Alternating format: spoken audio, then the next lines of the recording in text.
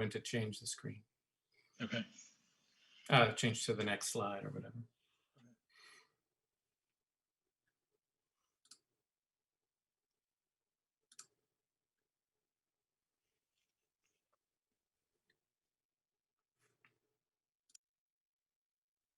I think the others remember that we had a 5 o'clock start. Emily had sent an email last week saying she could make it. Yeah. So, Change to the next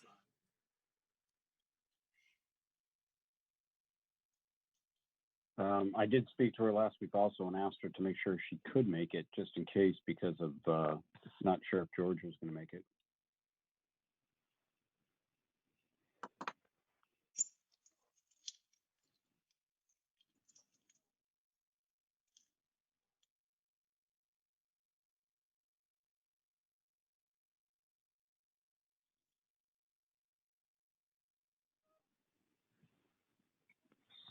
Well, it's 5 o'clock. Should we start? We don't have a quorum. Dude, we got 3. We have 3. We do? You can't see Virginia's Virginia? here. Hello, No, I Pat. don't. Oh, hi. I did see you. It's camouflaged. Doing my math here. I'm like, wait a minute. I think I'm okay with math. Now, All right, so we're at 5 o'clock, January 11, 2020. I'll call to order this select board's meeting.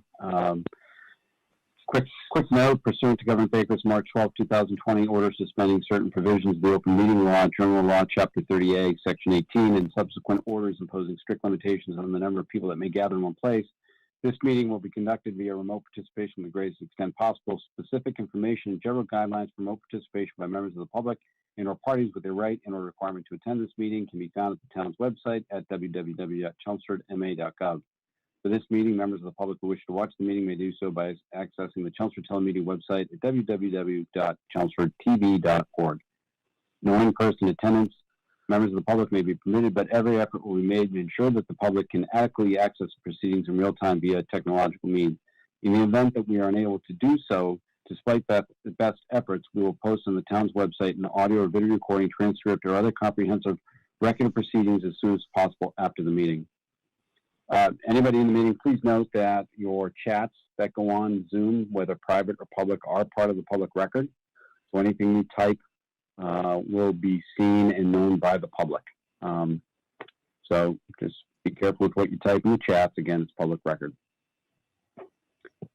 We'll start the meeting tonight with public service announcements. Yep. Is Trish So- here to talk about the time? I'll just read it then. Okay. We have one public service announcement for nomination papers for the local election. Nomination papers for the April 6, 2021 local election are now available in the town clerk's office. The last day to obtain nomination papers is Thursday, February 11th, 2021 at 5 p.m. If you wish to get involved in your local government, the following seats are currently available. Townwide offices. 2 select board members for 3 years, 1 school committee member for 3 years, 3 planning board members for 3 years, 1 associate planning board member for 2 years, 1 board of health member for 3 years, 2 trustees of public library members for 3 years, 1 cemetery commission member for 3 years, and 1 housing authority member for 5 years. Town meeting member seats open are Precinct 1, 6 for 3 years, Precinct 2, 6 for 3 years, Precinct 3, 6 for 3 years, and 1 for a 1-year unexpired term, Precinct 4, 6 for 3 years, Precincts 5 and 6, 6 for 3 years, and each has a 1 for a 2-year unexpired term. Precinct 7, 6 for 3 years, and Precincts 8 and 9 each have 6 for 3 years and 1 for a 1-year unexpired term. Townwide offices require the signature of 50 registered voters in Chelmsford. Town meeting representatives require the signatures of 25 registered voters that live within the same precinct as the candidate. The clerk recommends gathering at least 20% more than the minimum number of signatures to ensure that certification is successful. Electronic signatures are not allowed per Mass General Law. However, once nomination papers are pulled, the candidates may make additional copies for distribution to others assisting with gathering signatures.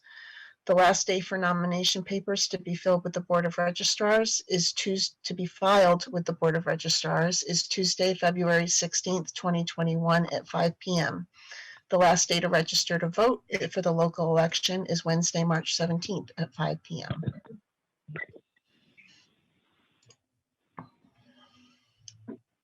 Thank you for that, Virginia. With that, we'll go to open session. Is there anybody that would like to speak during open session? I don't see anything. Mr. Chair, I just have the letter that Oh, sure. Bruce You wanna- Harper you asked have a us letter to to read read. in open session? Yep. So this is a letter from the North Chelmsford Water District to Mr. Eric Worrell, the Regional Director of the Massachusetts Department of Environmental Protection on Lowell Street in Wilmington, Mass, dated January 7th. Dear Mr. Worrell, the North Chelmsford Water District has reviewed the notice of responsibility and interim deadline conditions for assessment only immediate response actions issued to the town of Chelmsford for their property at 54 Richardson Road dated December 31st, 2020. We are very concerned about the timeline stated in the letter due to the site being up gradient of the North Chelmsford Water District Bommel wells and the potential for the contamination to migrate toward the wells. The North Chelmsford Water District has 4 gravel-packed wells and 2 bedrock wells immediately down gradient of 54 Richardson Road. The 6 Bommel wells have a combined safe yield of 2.51 million gallons per day and a Water Management Act registered and permitted capacity of 0.94 million gallons per day. The Bommel wells are the sole water supply for the North Chelmsford Water District. The October 7th, 2020 sampling results at 54 Richardson Road indicate a PFAS 6 concentration of 125.05 parts per trillion in MW-1, the closest monitoring well to the Bommel wells. We believe that the immediate response actions was issued based on the October sample results. Additional sampling was conducted on November 20th, 2020 and indicates a PFAS 6 concentration of 535.94 parts per trillion, an approximate 430% increase. Sample results attached. The November results are approximately 27 times the MCP Method 1 groundwater standard of 20 parts per trillion. Currently, all 6 Bommel wells are exhibiting PFAS concentrations ranging from a low of 5.7 parts per trillion to a high of 23.4 parts per trillion. Currently, we are able to blend the wells to keep the PFAS 6 concentration under the MCL of 20 parts per trillion.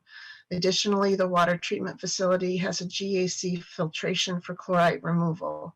The GAC has been able to reduce the PFAS concentration in the finished water, but was not designed for this purpose. We believe that the additional sampling results should require an immediate response. The 10-month timeline in the NOR does not reflect the serious situation that exists. The extent of the plume down gradient of MW-1 is unknown. Our treatment facility would be overwhelmed if this high concentration of PFAS 6 were allowed to migrate to our wells. We would expect that immediate action be put in place to prevent the migration of the contamination to our sole source water supply. Please contact us with any questions. Sincerely, Bruce J. Harper, signed for the Board of Water Commissioners. Okay. Thank you, Virginia. Yeah. It looks like Bruce joined the call. Bruce, did he just come on? Bruce, do you want to say anything? We're at the open session part of the meeting, and your letter was just read into public record.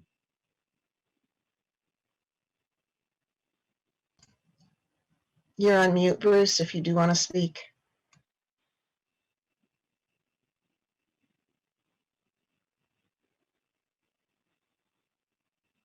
Okay. Can the host try to unmute him in case he's stuck? Yeah, I did. It's not, I asked him to unmute, and I asked him to turn on his video, and I'm not getting a response for either. Up there. Oh, I think I'm unmuted. There you go. Okay. Am I in, Ken? I don't know. I've never done this before. Yep, you're in.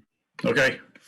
No, I just logged in just now, Ken, so I just heard the very last of Virginia reading the letter. So I don't have any questions, as long as it was read into record. We did that. Yep, I know that, but I just joined in, actually, just as we spoke. Okay. So my understanding is this is going to be on the agenda on the 25th, Paul? Yes, it's on the agenda for the 25th, and the town's LSP was out there on the site today, and my understanding is he spoke to Bruce earlier this afternoon. And he did. Am I back on, Paul? Yes. Yep, I did speak to the LSP, Paul. He was very, very good to talk to. I got a lot of information. They're going to call me tomorrow. I'm going to share our information with their engineers, and hopefully we can expedite this for the February 8th. I guess the has to be turned into DEP by that date. And actually, the select board's meeting on February 8th, so we'll probably have a further update on that meeting as well. Yep, no, I think it was a very positive meeting I had over the phone with the LSP today. Great. And so Bruce, you'll just continue working that directly with the LSP? Yes, that's my understanding, and Steve Yonley, the three of us. So I think we got some progress today. Okay, thank you. Yeah, you're Great welcome. to hear. Thanks to Steve and Paul. Thanks for helping to facilitate this. And Bruce, thanks for working with that LSP. And hopefully we all can get in lockstep and move quickly on this. Thank you. Okay, you're welcome. All right. So with that, we'll go to the next agenda item, Virginia committee vacancies. Committee vacancies as of today. The Bicycle and Pedestrian Advisory Committee has 2 vacancies. The CCA Advisory Committee has 2 vacancies, and the Center Village Master Plan Implementation Committee has 2 vacancies. The Commission on Disabilities has 2 vacancies. The Community Action Program Committee has 1. The Council on Aging has 1 vacancy, as well as 5 associate member positions open. The Energy Conservation Committee has 3 vacancies. The Historic District Commission has 1 vacancy. The Holiday Decorating Committee has 1 vacancy. And the Middlesex Canal Commission has 2. The Parade Committee welcomes all applicants. The Permanent Building Committee has 1 vacancy. The Personnel Board has 1 vacancy. The Public Celebrations Committee has 5. The Recycling Committee has 1 vacancy. Roberts Field Advisory Committee has 1, and the Tree Committee has 2. If you are interested in serving on a town board or committee, please complete an application available on the town website or contact the town manager's office at tmoffice@chelmsfordma.gov 978-250-5202. Thank you, Virginia. We'll move on. Paul, your manager reports. Thank you, Mr. Chairman. Just a couple of quick matters this evening. Since our last meeting, we passed the deadline for the submission of citizen petition warrant articles for the spring annual town meeting. 2 such citizen petition articles were submitted and have been certified by the Board of Registrars. They pertain to the subject matters of a resolution regarding climate change. And the second one is the amendment to the town's general bylaws regarding grinder pump appeals. So that's where we stand, and those will be included on the warrant for the spring annual town meeting. The text of those is somewhat lengthy, and they are in the draft warrant that is published with this agenda this evening. And that sort of transitions me to the next item. I have provided for the board a list of draft articles for the spring annual town meeting. Right now, there are 40 articles that I've identified as possibly coming to spring town meeting. And I use the word draft and possibly because nothing is finalized. For example, the Board of Appeals will be considering the zoning articles that I've included that are on their agenda for this Wednesday on this list. And obviously they will decide whether and which ones to proceed with. So there's a total of 41 articles, which is rather lengthy, compared to previous warrants. About 24 of those are financial related. At this point, I've placed all those financial articles at the beginning of the warrant.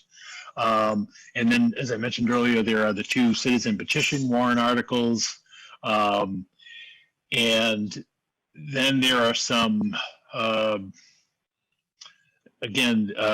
some what I call ministerial actions. For example, last year, the legislature this past summer approved the change in the town charter to from Board of Selectmen to Select Board.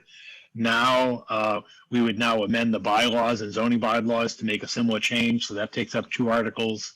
And the reason that that's 2 separate articles is that there are different majority votes required for that, and they're handled differently by the Attorney General's office. So again, we would bring that for town meeting consideration. We have some transfer of parcels around Freeman Lake for consideration by the town meeting to transfer them to the Conservation Commission. We have easements regarding the gristmill walking path that have been presented to the planning board and need town meeting vote for acceptance. Similar with sidewalks on Turnpike Road with easements. We have an article placeholder for the easements, which may be used to modify the interchange at Dunstable and Ledge Road. And as I said earlier, there are 4 potential zoning articles, one having to do with the Village Center overlay parking requirements, one having to do with updating the zoning bylaws pertaining to e-commerce, and then 2 pertaining to marijuana, recreational marijuana. One would be regarding recreational marijuana accessory uses, and the final one would be recreational marijuana sales. Both of those articles would basically seek to change activities that are prohibited under the town's zoning bylaws. And if the town were to change the zoning bylaws regarding recreational marijuana, we also would have to modify the town's general bylaws because there's a prohibition regarding non-medical marijuana establishments under the town's general bylaws. So that's why that is in that grouping right there. And then I also believe that we will have an article on street acceptances, but I don't have that list of street acceptances at this time. So again, it's a rather robust and actually be a little lengthy in content. I received earlier today the draft stormwater bylaw, which goes on for pages. That's been sent to town council for legal review. That was developed through NIMCOG as part of this model stormwater bylaw. So again, how we proceed from here is at your next meeting, I'll give you another update, and then you'll get a sort of a third and last call update on your February 8th meeting, and then you're scheduled to sign the warrant 2 weeks later at your final meeting in February on the 22nd. So that's where we are in terms of the list and draft content of warrant articles. Again, yes. What are the 11, 12, 15? What are those trucks? And what is the Dunshire Drive culvert article? Okay. 11 and 12 are capital vehicles for the sewer enterprise. And because the sewer enterprise is funded and treated and accounted for separately from the town's general fund, those articles are brought separately and outside of the town's capital budget. Because under the enterprise, they're paid for by the sewer revenues. So one is for a sewer vacuum truck, and then one is for the replacement of a utility truck for the sewer division. So that's 11 and 12. Dunshire Drive falls under the stormwater enterprise fund. And if you may recall, we received a grant under from the state under the municipal vulnerability funding effort for the design of the Dunshire Drive culverts. Unfortunately, to date, we've not been funded by the state to actually perform the work. In fact, our application was rejected this last funding round. So we have a placeholder there to bring forth the request for funding to undertake that project. That was the project when we were out on site on Dunshire Drive, maybe almost 2 years ago, and it actually had the Undersecretary of Environmental Affairs along with Representative Golden and such out on the site to see the flooding concerns that were there and the fact that the culvert was in the final period of its useful life. So again, we'll continue to seek grant funding, but in the absence of grant funding, it's a project that would be undertaken through the stormwater budget, which again, similar to the sewer one, is a separate budget. It would be borrowed because of its cost, and then it would be paid for over a period of years from stormwater revenues. So that's what the Dunshire Drive Culverts article is. Thank you. Well, I have a question on the other article that Virginia had just mentioned. 15 is another vacuum truck. Do those vacuum trucks, do they do different things? Is it not, or are they that much in use that they couldn't share one? They do different things, and I see Gary Persichetti has just joined the call because I asked the same question, Pat. Why do you, and there's two, if Gary wants to come on, if not, I'll explain the answer as I understand it. But as you can imagine, if you have a truck that's handling with sewer waste, you've got some health concerns about using that and, for other activities, but they also perform different functions, and I'll ask Gary to explain that. Hi, good evening. Yes, the stormwater truck is more of a clean truck, which is gonna clean out all the drains. So as you recall, we had a line item that we rent that service, and now we'll be able to do it in-house. And that cost will come down as, and go away as the time goes on and we start doing it all ourselves. Where the one for the sewer is more of dirty jobs of cleaning out, getting down within the pump stations and getting that all cleaned out. Also used to clean lines that are clogged. So they would actually, you would actually be marginalizing the vehicles by using one for both functions. Okay, thank you. You're welcome.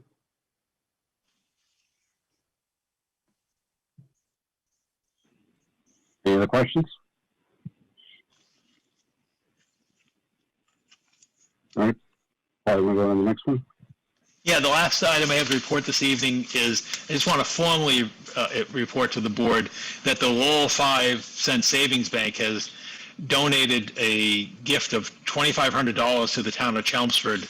The intent of the bank's donation is to utilize the funds for a project related to diversity, inclusion, and such in the community. This is part of their community reinvestment funding requirement that's under federal banking law. And as they neared the end of their calendar year or banking year, they reached out to John Souza, our finance director, and basically wanted to provide this gift. And I think part of the reason the funding was available is some of their other efforts early in the year were not completed because of the pandemic. So they made this offer in which to utilize it for diversity, inclusion, and related purposes. I obviously reached out and notified the diversity committee. At this point, the monies have been accepted by John Souza, but they've not been expended. I think the diversity committee is still getting its footing and trying to figure out how best to fulfill its mission, and they'll be obviously reporting to you soon, but also trying to figure out how best to utilize these unexpected funds to maximum benefit in the community. So I would expect that there'll be more to come in the weeks ahead on this donation. Okay, great, thank you. Are they also coming on the 25th? Yes, they are. What I am going to do, just so you know, there is a lot of items on the 25th, and what I'll do is I'll send it out to the board earlier than normally we would have, because I just think we could conceivably be there for the too long. Basically, there's a long list of items on the 25th, and it's not by chance. We had expressed the opportunity for individuals and boards to come this evening's meeting or last week and so forth. But because of the holidays, people just weren't ready. So, for example, you've got Age Friendly, you've got the Diversity Committee, you've got, I'm required to release the operating budget that evening. There are a whole slew, the update we talked earlier regarding the Richardson Road. there's a large swath of potential topics for the 25th, which again, I'll get out to you either later this week or early next week so that we can, the chair can decide along with the members which ones you may want to hold off until February, because it's a list that is quite lengthy. Yeah, I was going to bring that up in referrals, but I mean, we could maybe talk about it now. I know every January when Paul does his budget presentation, it seems we have too many things on the agenda, and it ends up that he's rushing through his budget presentation, and that's one of the most important presentations we see in any given year. I would like to have the opportunity to kind of, take it more slowly, so we have an opportunity to ask thoughtful questions and get, comprehensive answers. And if we have to put some of these things off, I know one of the other things that I think we've seen an email about that wants to come on the 25th is the Conservation Commission for the Warren Pole Pond. And a lot of those I know are going to create significant discussion. I don't want to be there till midnight at our next meeting. I really don't. So, I mean, I guess we can do like what Paul said and see what the whole list is, and either can or, we can do it by consensus to see what we talk about. But I don't think there's any danger in some of them being put off for 2 weeks. Okay. Well, Could bear in we- mind when we get to the agenda. Could we, would it be worth just reaching out to the groups that are currently on the list to say, is there a doubt, do you have an urgent need to meet on the 25th, or can you defer? Okay, I can do that. And that'll help you in your decision making. Okay. All right, I'll reach out. We'll provide you with a comprehensive list and indicate those which have indicated they can defer, and that might make it more manageable. That's fine. That's all I have under my report this evening, Mr. Chairman. Okay, thank you. So we'll go on to town manager appointments. Yeah, I just have one appointment this evening, and it's for the Community Preservation Committee, and it's the request for your confirmation to appoint Robert Morse to an unexpired 3-year term ending June 30th, 2022. Just a refresher, Bob is a former member of the Community Preservation Committee and the Planning Board, and I think the town will be well served to bring his experience, leadership, critical thinking, and skills to the committee. So I would ask for your appointment. I know the reason that Bob stepped away in the past was because he didn't have the time to do it, but apparently at this point in time, he's interested in coming back on board. So I would ask for your confirmation of this appointment to fill the vacancy on the committee. I'll make a motion to approve the appointment of Robert Morse to the Community Preservation Committee for an unexpired 3-year term ending June 30th, 2022. Second? We have a motion and a second. All in favor by roll call. Pat? Aye. Virginia? Aye.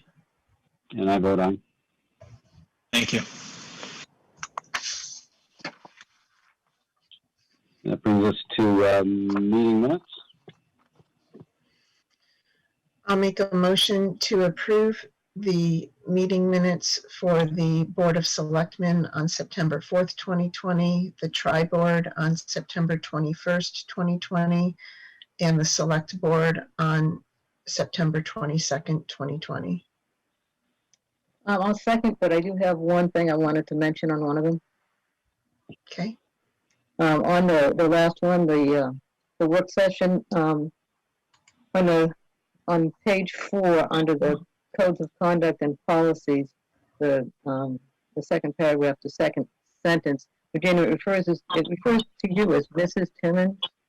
And I know that She went through and I think she just forgot to change it from the draft. okay.